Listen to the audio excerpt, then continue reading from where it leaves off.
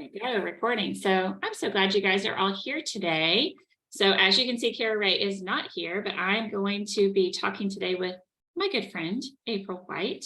So we have known each other a few years outside of Writer's Block, and I'm excited for her to get to share her story with you guys today. So let me let a couple more people in and then we'll get going. And I'm going to say at the beginning, at the top of the hour, Michelle knows this and Kelda knows this because I texted them like 15 minutes ago. And I said, I feel like such an imposter. I'm going on in half an hour and I feel like such an imposter. No. So for any of you that have already done this, I'm sure you probably have felt that way. But I'm like, why do I feel like an imposter? These are my people, you know? That's These right. are my people that are writers and that understand the agony of finding the right adjective, you know, and that who get that, you know?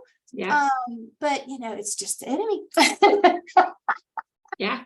So well, I think anytime you stand up in the space that God has given you to stand up in, that's what you're going to deal with, right? Is this really the space you gave me, God? And is anybody else going to believe this is the space God gave me to stand up in? And, right. But it is. And you get to share a little bit of that with us today. So with that, some of us know you. Okay. Some of us don't. So tell us a little bit about yourself, April. Here, I'm going to give you know how we always do icebreakers? So here we go. Here's a little here's a little instance about my favorite sound in the world. Are you ready? Listen up. Now notice it's not a beer. I mean, it could be later, but it's not. It's just a, Coke Zero. Okay. Best sound in the world. I know it should be like, I love you, Mom. It's really that sound right there. That sound is like the best thing ever. So anyway, y'all, okay, this is me, a little bit quirky. Tell me a little bit about yourself. So I'm April. Online, I go by my middle name because April Dawn White, because there are a lot of people with my name and there are a lot of writers with my name, and some of them write dark things. So that's why my middle name is on there. So I am a let's see, mom of two. Oh, we've got someone. No, you're good. I got you covered. Keep going.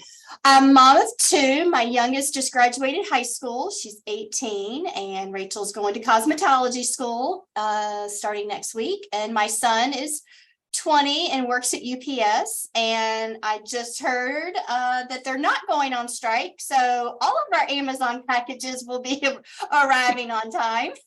And I've been married for 25 years this year. So that's my family and my crew. I am a retired pharmacist, and I have a doctorate degree in pharmacy, which that degree is now gathering dust. I can actually see it on the opposite side of my wall, but that degree is gathering dust. Not because I want it to be, but because my life got hijacked about, I guess, 8 years ago now. In 2015, I started having some really quirky symptoms, and I thought that I was just going to leave work for a temporary medical leave of absence. A year later, I still had not returned, and that resulted in early retirement and a rare health diagnosis called hypokalemic periodic paralysis. That's a 50-cent word. And what that means is that the potassium in my body just leaks out, just doesn't stay put, kind of like the Freon in your AC unit or your fridge might leak out and you have to keep pouring it in. Well, the potassium in my body leaks out and doesn't stay put. So I have to keep pumping in potassium, like prescription grade potassium all day long, not eating an extra banana a day. I have to monitor very closely what I eat, activity levels, all this kind of thing. And what happens is that I can go from feeling fine, like I feel okay right now, to having muscle weakness to where I can't lift a coffee mug, or complete and total full body paralysis. And it's random. It's random. I don't know when it's going to happen. And thus I was unable to work. I would be at work sometimes, and I would start to feel weak and unable to even like hold a pen. I did a lot of typing, and I noticed that I had began to compensate for things, leaning against the counters a lot more while I was at work. And I worked at a local Walmart pharmacy, and what also began happening is I was having brain fog, which you do not want your healthcare professional having brain fog. And so that was another indication of like, I need to leave. So it took a year and 1 month. It took 13 months and a second opinion from Duke. I live in Virginia, so I went to Duke for this rare illness that is genetic. So there we go. Talking about life turning upside down. I went from primary wage earner to no wage earner, just like that. And there's a lot that can be unpacked in that, as you guys can imagine.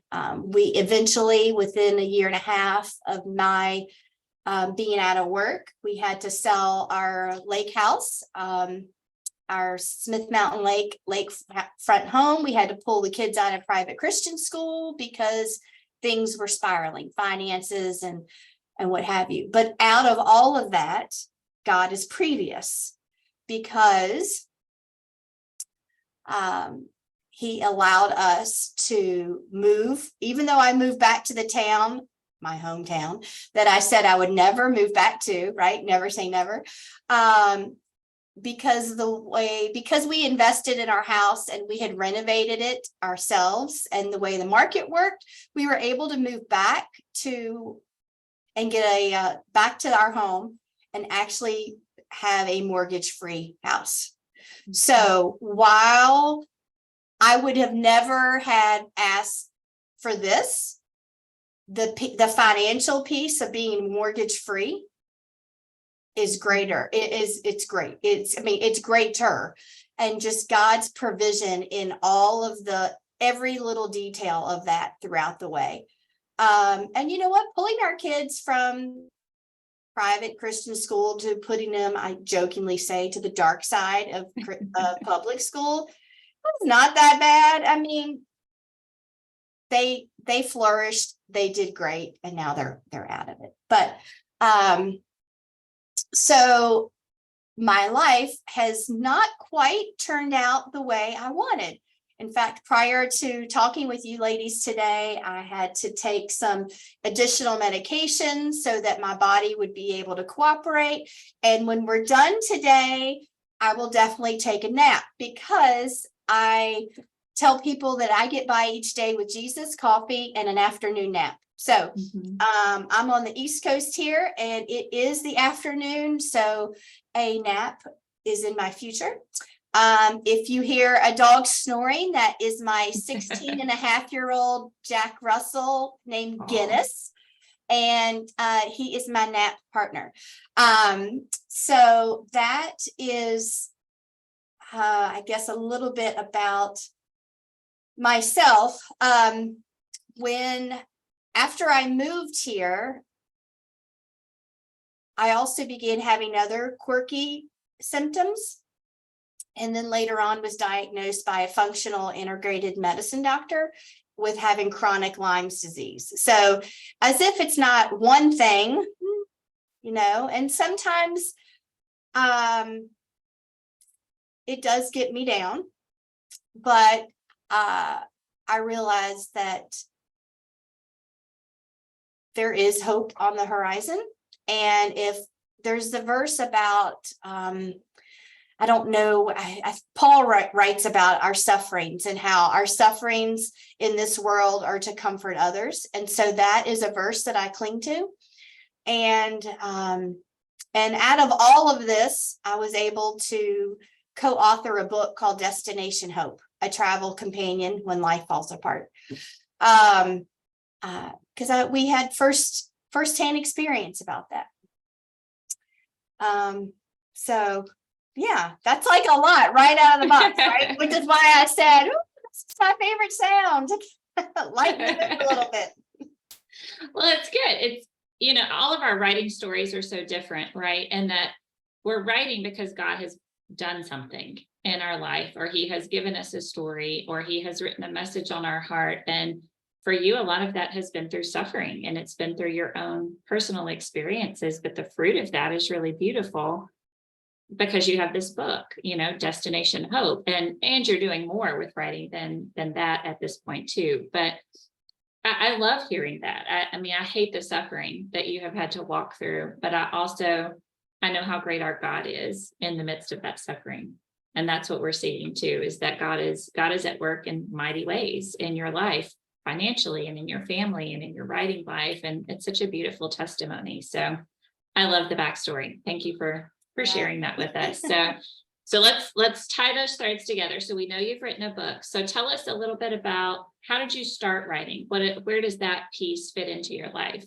Well, that's kind of interesting because growing up, all of my family was here within within an hour distance. But my best friend, her family was all in Indiana, and I'm in Virginia. Her mom wrote Christmas letters, and I just thought that was the most fascinating thing. So the year that we got married, I told my husband I wanted to write Christmas letters. Now, I was living 3 hours from where I grew up. I had started my second year of pharmacy school, and I thought, okay, I'll write a Christmas letter. So writing for me started with writing Christmas letters. And over the years, those Christmas letters sort of morphed from here's where I am and here's what I'm doing to here's where I am and here's where I see God working. And as we know, a lot of people that write Christmas letters, it's all about the polished versions of themselves and where they went on vacation and all the great things. And I didn't write Christmas letters like that. I wrote about the struggle. And now I was not sick then, but I talked about the struggle of missing my friends and family, of having to work so much and study and be in school, and being newly married, and my husband having a long commute to Northern Virginia from Winchester, and being I don't want to say poor, but struggle, you know what I mean? All of those things when you're first married. And so it just morphed, and throughout the years, it became less and less about me and more of where I see God working in our lives. And it continued that way when we had children, to the point where in like 2010, people were saying you should write a blog. And then I began writing a blog. And then I had people suggest I go to a writers conference. And so it's like, oh, okay. And so I remember going to my first writers conference was the Blue Ridge Mountain Christian Writers Conference.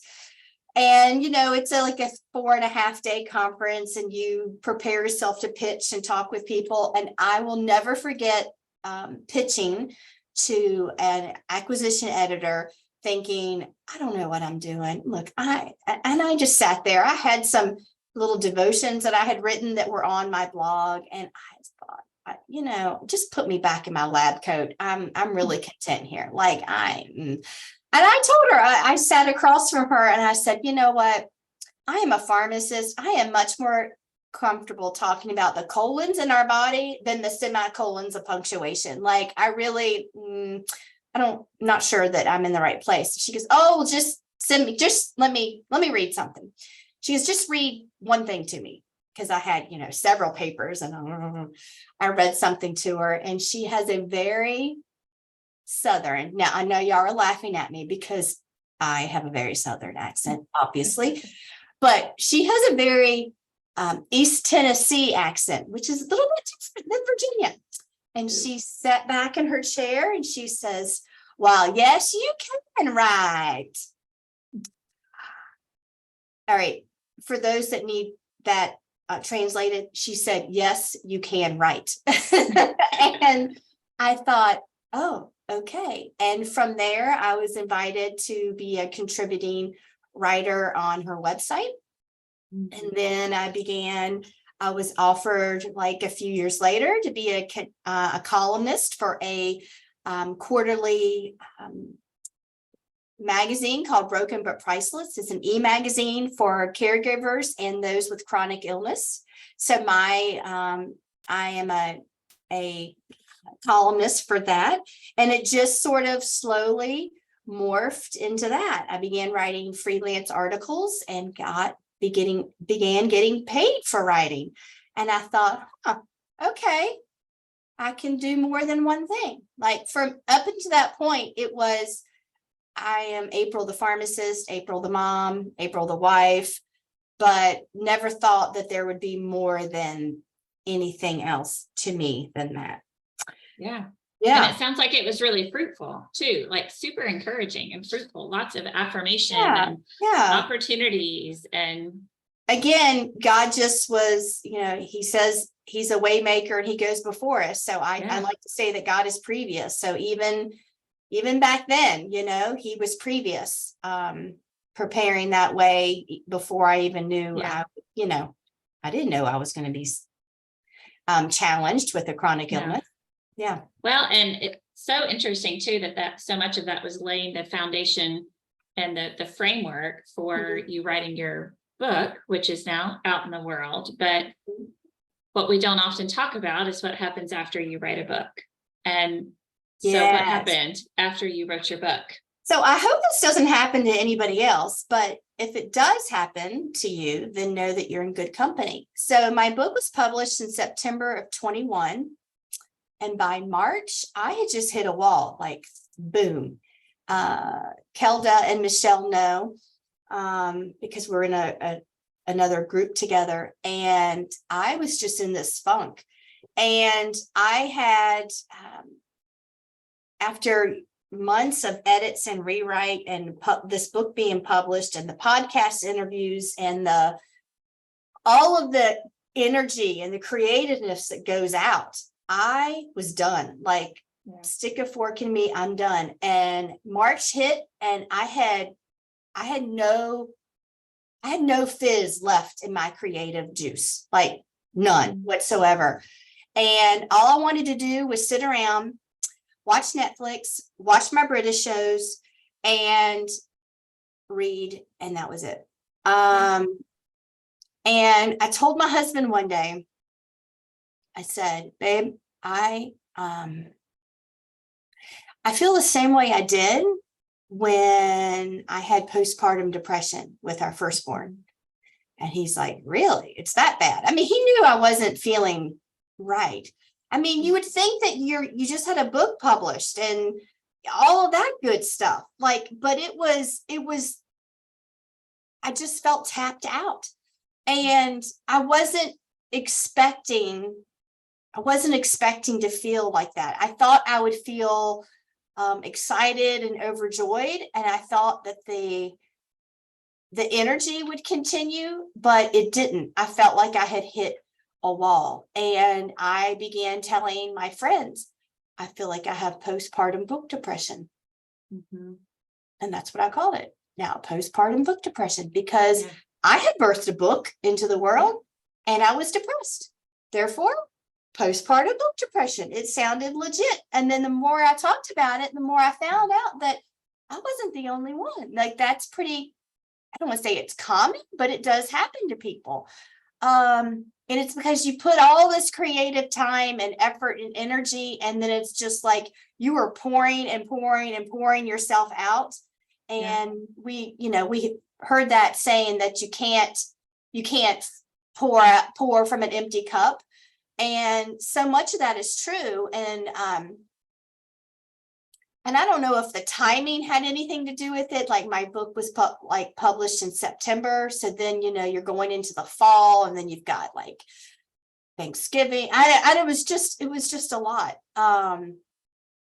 But I just had to check out. Like I told him, I co-wrote my book, and just zap. Yeah, definitely. And, maybe it was definitely an enemy attack, spiritual, physical, all of the above. Like I would just circle all of the above in all of that. Yeah. And I don't know if there would be anything else that I could do differently next time, or for anybody else.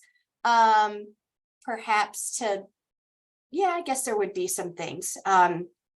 Right. I wonder, and this could be something to explore. We don't have to explore this right now, but I wonder if if it happens for people who have published multiple times, if the expectations are different, right? Because I think that's a piece of it too, is you have these expectations or ideas of how it's going to feel once you've published a book and what that's going to look like. Right. And then it's out there in the world and the reality doesn't match up to what you expected. And so one, you're tapped out. So you're literally, energy's gone, creativity's gone, but then also this reality and ideal expectations aren't matching up. So I wonder if some of that could be different too with the second or third book. I'm sure Kilda could speak to that, but that's a topic for another time. But so I'm curious, how did you handle that? So clearly you were tapped out. You said Netflix, those types of things, but it did come, the productivity and the, writing output came to a stop. So how did you handle that? What did you do? Well, the first thing I did is I sat in this space, and my office is what used to be our son's bedroom before we renovated our basement and put the kids downstairs. And I sat here with these gray walls, and I thought,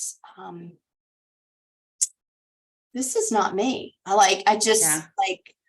Okay. And no offense to anybody with gray walls, but I thought I can't be creative in this space. I mean, obviously you see what's behind me now, like old things of color.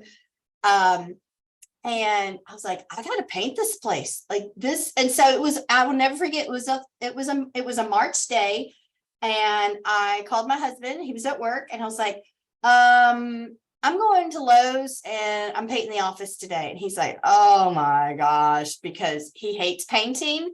And, but he knows that he's better at like cutting in at the top than I am. So he knows when I say painting that it's going to require something to him. So I went to the paint store. I had no idea what color paint I wanted. I just went, I was like, looked at the samples. I was like, yep, I like this color. And I said, I need a gallon of this, and bada bing, bada boom. I mean, there was no hemming and hawing. I was like, I like this color.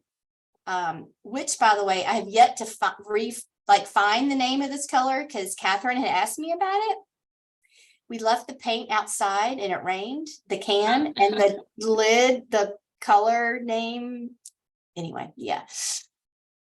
So I painted, and when I dipped that roller in, and I put that first, big splash of color on the wall, I just sat back, and I'll never forget. I was listening to a podcast with, is it Ann Bogle? Is that her? The woman that does the podcast of all the books? Is that who it is? I was listening to a podcast with her books, and I was like, oh my stars, oh my stars. And my husband runs in, and he's like, what? And I said, where has this color been my whole life? It's like, are you being a little dramatic? And I'm like, and it was like the first time I felt joy bubbling back to the surface. for the first time in like 6 months. I love that. It was returning. Yes. And I was like, how have I lived without this color in my life? Like, seriously. Yeah. And so for the rest of the year, I can't even say that I wrote a lot, because honestly, I did not. Some of you that are in the block, you've seen where I had asked for guest writers because I did not have the capacity to do it. Yeah. I just didn't. I did what was minimum. Honestly, I did the minimum of what was required for me for my column. And I just did fun things. I did things that filled my tank, that brought me joy. I painted. Then I went on and I painted our kitchen like this. This is my kitchen color. I brought that color. Let me see. It's kind of a greenish. Anyway. It's pretty. Yeah. And then I moved on to the dining room. And then I joined Mike Willen Smith's Cozy Community. Love it. Are you familiar with her? Are you guys familiar with her? Oh yeah, I did. I joined her design cozy community. So I just needed cozy in my life. So and I have read a ton of books, and I have baked a lot of cookies. And yeah. I think there's something so beautiful about what you're talking about, that what you're talking about is multi-sensory things, creative things that are far beyond, words and ideas, paint on a wall, it's just the smell of the paint and like the color. You saw the color, just simply seeing the color. Yes. Revitalized you. And I think there's something so beautiful but exhausting about the type of story too that you were writing in Destination Hope, right? You were writing over heavy things. Yes, hope and how God is at work in those things, but that is hard work, and it's deep work, and it's something that God had been writing into your life that you had experienced and suffered through for years. And I think the gift that God is giving you in that season is that joyful refilling, that nurturing, that taking care of you, that beautiful healing that happens on the other side of that. And so I know you're going to teach on this later this week, but tell us in some words on that. What is this really that you're teaching us about this week? What does all of that have to do with what you're teaching us? So all of this is, I'm teaching about how to rediscover your joy.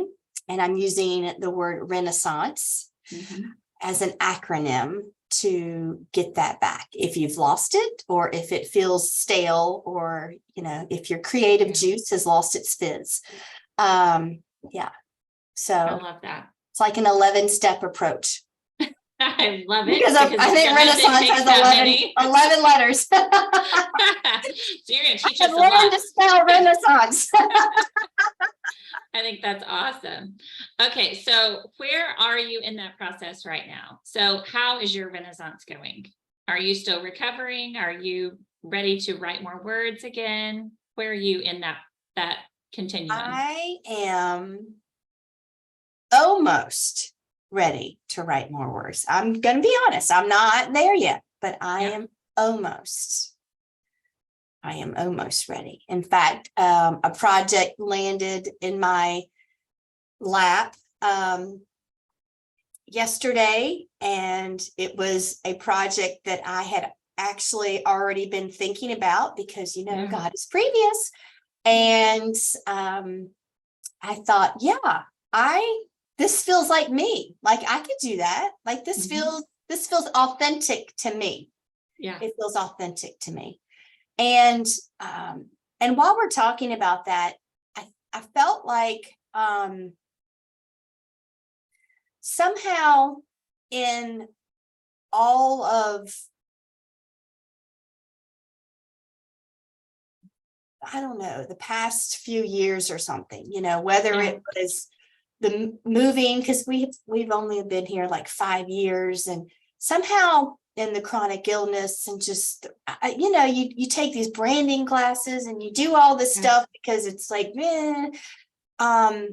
what what feels authentic to me, like to who I am. Like, Yeah. all right, so I'll be honest. So my husband is like, oh, you want to paint another room like that?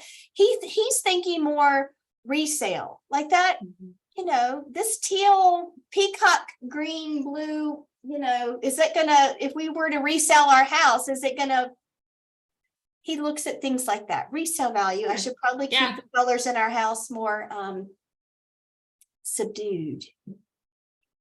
That's not my personality. So Well, and you have to live in that space for right now. That's what my exactly. husband and I have always said is, sure, we'll resell it at some point, but I have to live in this space right now. And for Right. me, space matters. Like what my Right. space looks like deeply influences my Right. ability to focus and have joy. And I want to circle back to something you said, and we can talk about it today or not, or Kelda, you can ask this at the coffee chat on Friday, but I think you briefly touched on something that maybe you're going to teach about too, is how do you know when it's time to come out of the break? Or how do you know it's time to take a break? And I think I love that you're saying, I'm almost there. I'm almost there. So there's something about this space that you're not quite ready, but you know you're not quite ready. But I can see it just in the way that you're talking about it, that you're hopeful and you're feeling better and you're almost there, right? Right. But I think that's something we could talk about at some point is how do you know then that you are ready to start producing again or to start writing again or to start whatever it is you're going to do, that it's time to start doing it again.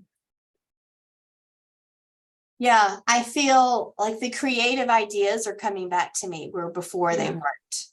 Yeah. Before it was like I just came into my office just to sit down and pay bills, and then that was it. Yeah. And every time I walked into my office, I felt like, and I saw my computer, I felt like it was mocking me. Ooh.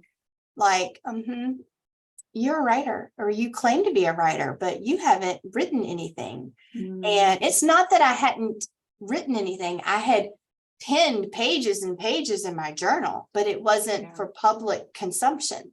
So even though I say I haven't been writing, it's been over a year of a lot of deep self-work, which I know will be fruitful later. Yeah, for sure. I mean, we're seasonal people, right? I don't want to be seasonal. I want to just be going and doing and producing, but I have to have rest. I like rest too. But I had a friend one time say that to me. She was like, you're operating like you're not seasonal, Melissa. She's like, but you are. And that's how God works in your life, that there are seasons of production and fruit and work, and there are seasons of rest and healing and connection and community. And sometimes they overlap, but I'm excited to hear about Renaissance. I love that you have so many steps. It's so exciting. Okay, I'm glad to know that. I'm like, oh, maybe I should have picked a shorter word. No, I think that's fun. That means we're going to have lots of juicy tidbits to pull from there and apply. But I'm going to look in the chat really quick because there's so much in there. Yes, that's exactly what I was thinking of, Abigail. She says Psalm 1 bears fruit in season. I love that image of the tree in Psalm 1 because it says its leaves are always green. So we are always alive and always rooted in Christ. We're just not always fruit producing. And thank God for that, right? We would be exhausted, but let's see. Yes, space finds that when she's not writing, usually percolating on something in your soul that will come out suddenly and naturally at the right time. Yes, I love that. Yes, and you can repaint. That is 100% true. When you decide to sell your house, you can repaint if you need to. Well, the person who buys your house might just really buy they might just love the color. Yes. They might just love it. Exactly. Yes, Carrie says doing something physical is restorative. Yeah, I'm sure. I don't remember who first said it, but I first heard it, I think, from Chandler. What's his name? He was on That Sounds Fun. Annie Downs was interviewing him, Matt Chandler. And he said, if you work with your hands, rest with your mind. If you work with your mind, rest with your hands. And my husband definitely does that. He's, a corporate manager, chemical engineer types, works with his brain all week long. And on the weekend, I'm like, yay, it's time to rest together. And his version of resting is mulching the yard and weeding and changing the oil in the car. And for him, that's super restorative. So sometimes we just need a new lane to run in. So yeah, Amy says, sounds like artist dates, months and months of artist dates. That's what you've had, April, right? Yeah, I did. We'll talk about that. Yes, I love it. Carrie said, if you bought your paint from Lowe's and they have your phone number, they can tell you what paint color you bought. Oh. So you can get that paint color again. Yes, that's better than me going back and trying to guess with the paint chip. Yes. It is. See Sometimes what happens. they'll color match for you, but you Yeah, have to they like can take color a match. swatch of it in. Yeah. But Okay, friends, does anybody have questions or comments for April about an artistic renaissance?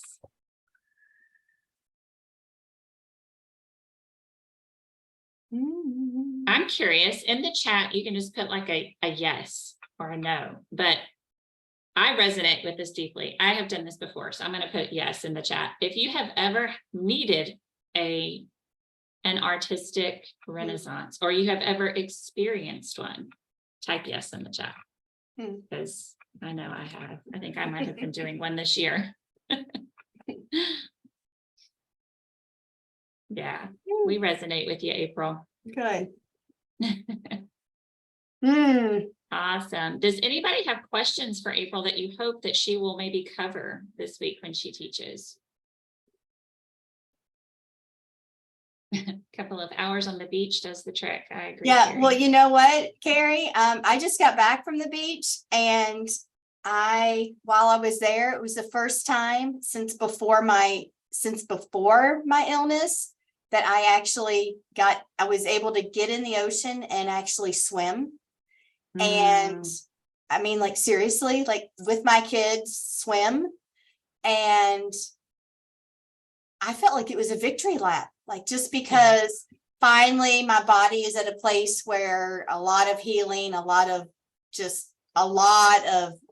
medicine and therapy and healing and all of the above. And I, ungracefully walked back to my husband in the beach chair, and I said, did you just see that? And he goes, babe, you're swimming.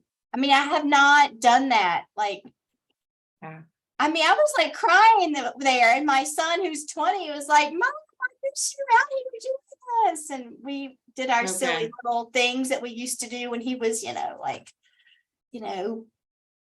or whatever. And anyway. So that's when I knew I'm almost back. Yeah. Well, I'm just gonna say it out loud. I don't even know what your acronym is yet, but if it's really that long, Renaissance, that sounds like a book to me. Space said she's curious about the acronym, and I know you're going to go into it later, but give us a preview. What do the first 3 letters stand for? Oh my goodness. Now I don't know. I had to look it up. Well, because I made my slides. It's a lot to remember. That's a lot. That's a long word. Yeah, hold on. I made my slides a while ago. So, because I know what they are. So my first 3 letters. Where are they? Okay. Okay. Well, the first one's got a lot of tidbits to it. All right. I will, or just choose 3 letters. Give us 3 previews. I will give you one. One of them is in E. It's engage your 5 senses, and we talk about that. Yeah. Another one is for I.